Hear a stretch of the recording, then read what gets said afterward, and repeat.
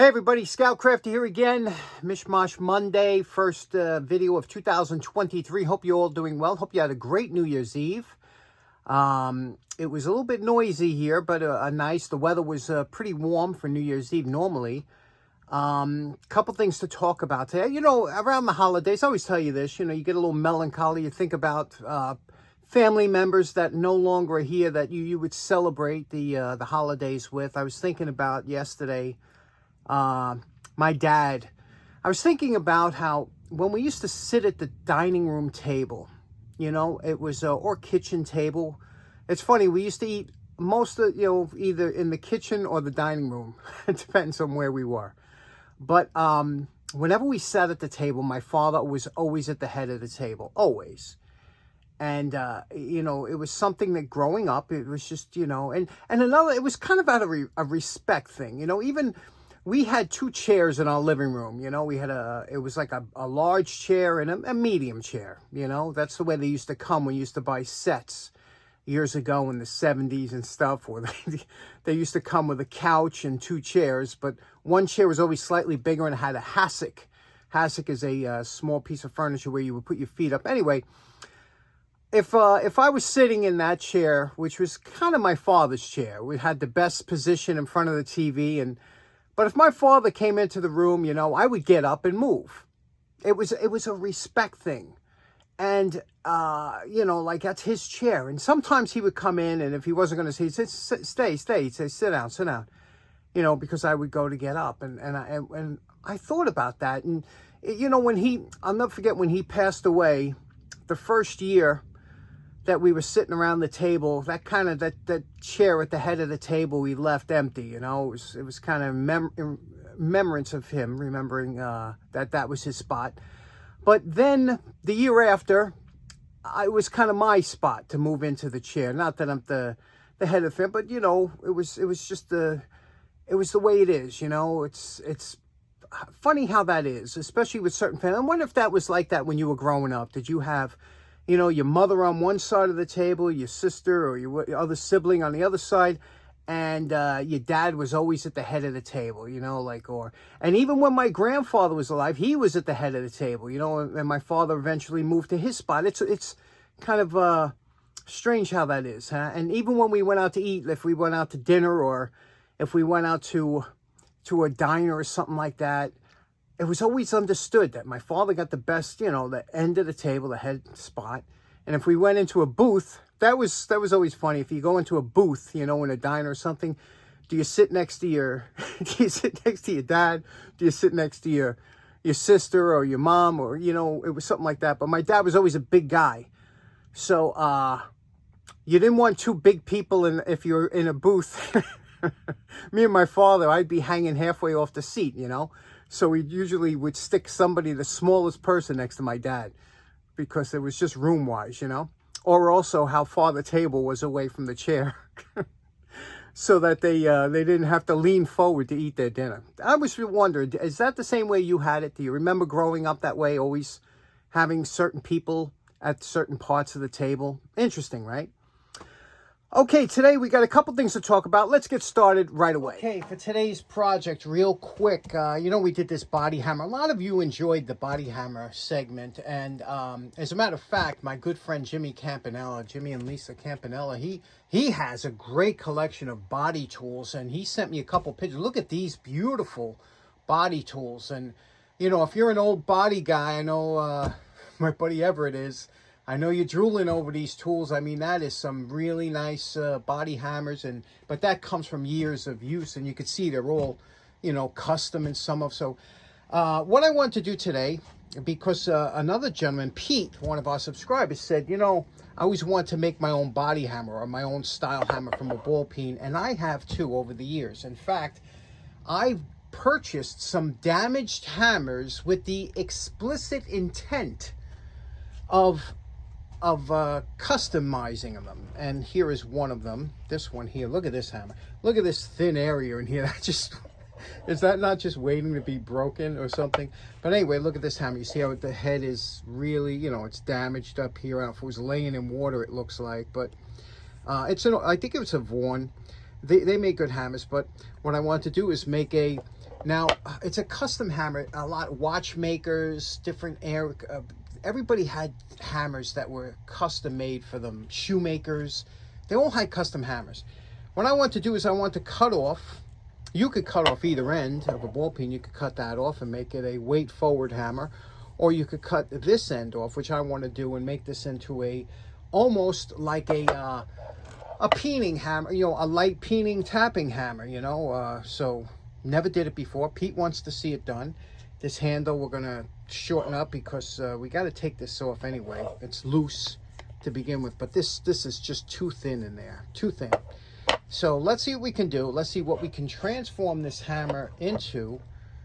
We got a few issues here going on, but we're going to cut off the head of this hammer because it's damaged and whatnot. And that'll be pretty interesting. Never did that before, huh? So let's see what it looks like. Now, whenever you're starting a project, it's always a good idea to mentally figure out what you're going to do first. Like, for example, we got to cut this off, right? Now, and we also got to take the handle off. So why take the handle off? Then it's less area to hold. This way you can clamp this. We could clamp down on this and do the cutting and then take the handle off. So it's always a good idea to just think a little bit ahead of your project. Now, normally I like to use these thin cutoff wheels because they don't require as much power getting through. The problem is this is heavy duty forged steel. So we're gonna, my buddy Tommy Corolla gave me a couple of these. He said, try these out, tell me what you think. And these are made in the USA, heavy duty. We're going to try these out a little bit thicker. See, the kerf is going to be, see the difference in the kerf size, how much, and you might build up some heat here, but we're going to try and cut through and take that end right off.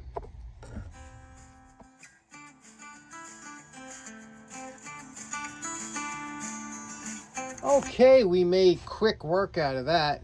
Now check out, it looks strange, right?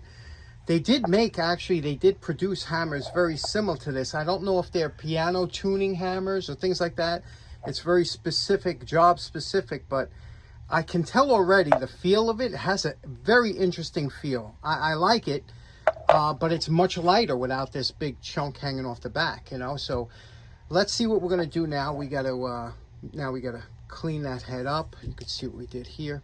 We got to clean that head up. By the way, Tommy, that disc worked fantastic. Even though it was thicker, it was cut right through it. Now we'll clean this up and see what we can do about a handle. You see that crack that I was telling you about? See that forming right there? It happens with every ball peen hammer that has that thin area.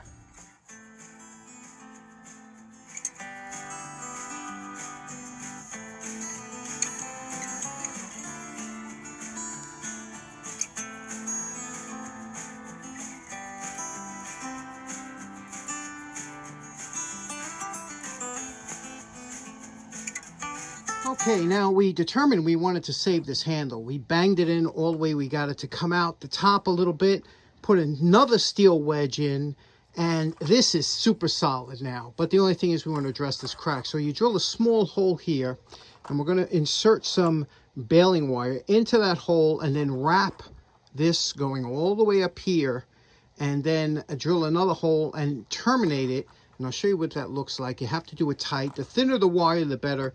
This here is 17 gauge. It's a little bit thick for this. I prefer a little bit thinner. You can even use like dental floss. You could use anything. And that'll strengthen that handle that it will never split.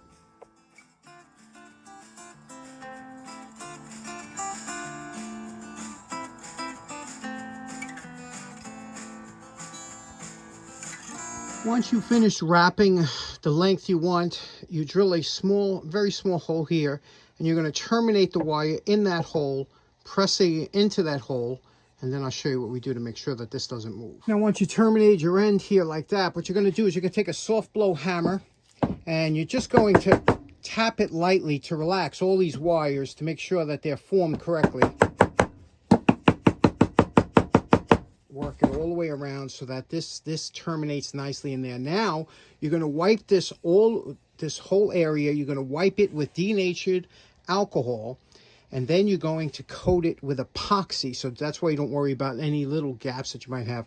You're going to coat it with epoxy, and then you're going to hit it with the heat gun, and that'll soften the epoxy that gets all in between these cracks. And that's a permanent fix. You'll never ever have to worry about this splitting. It doesn't add any weight really to the hammer. and it's a super strong fix.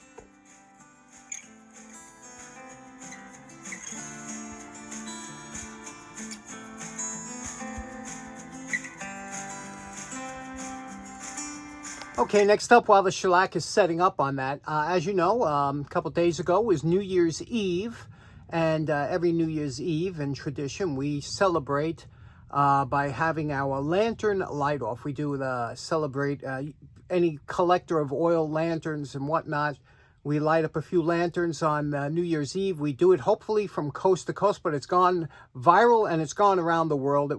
The idea came up from a good friend of mine, Bob the Lantern Guy, who passed away 2 years ago, but he was the one who came up with the idea, and that was 5 years ago. So this is the 5th time we're doing it, and every year, and in tribute to Bob, and also now that we all picked it up, we're kind of, you know, it's spreading around the world. We have Alex and Rob and Tim and Ken, lots of trains. Ken does a fantastic job of collecting photos from people that have their lanterns lit up and send it into Ken. I'll have a link in the description, and it's really a lot of fun. So instead of putting out a lot of lanterns this year, I thought in tribute to Bob, I would put, Bob always had a lanternette of mine that was his favorite. And I don't know if you've ever seen this one before. It's a nautical style hanging lantern. Let me show you. They were pretty advanced for the time, and when the regular lanterns started weaning out, these were still going strong because of how efficient they were and how much light they threw off, and also the Amish use them a lot. So let's check that out right now.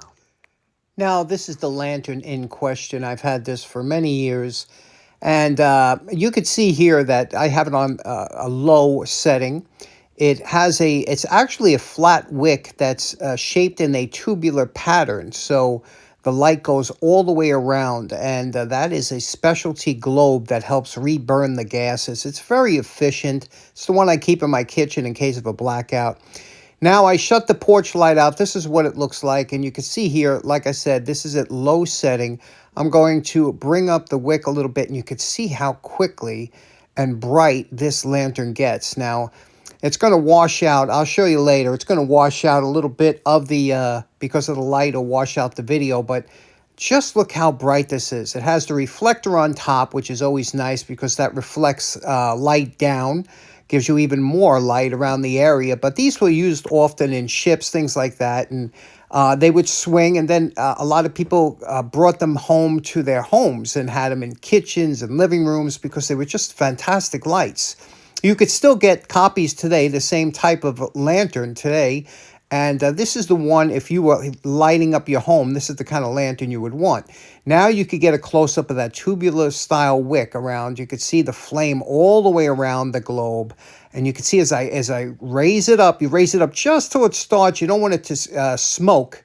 But just before it smokes, you could see here we are, very low setting. And then you can move it up and you see how bright it can get. But, you know, you can have a very relaxing atmosphere by having it low like this around the house, you know, when you're not using it. They don't use a tremendous amount of fuel unless you're burning at a very high rate. Let me show you what it looks like from a distance. Here I have it up semi-high, and you can see it lights up almost the whole porch with that light. It's just a beautiful lantern. No wonder Bob loved it so much. Now, you know my favorite part. Remember what this old bull peen hammer looked like before we started? And we're calling this project almost done. See what we did here. We fixed up the handle real nice. Everything's solid again. You could see here the epoxy has dried in all those cracks. It gets in, gets underneath. It's solid. We put some stain and shellac on there. Now, as far as the head goes, okay, let's take a look at this, what we did. Now, I could have made this into a more rounded profile, but I'm going to show you the plans that I have to use this and how it's going to be used. I'll show you on the next episode here. And you can see the top here. We put the extra wedge in. I was glad I didn't have to take the handle off because it is always a pain to remount them, get them just right. So I was just able to add an extra wedge.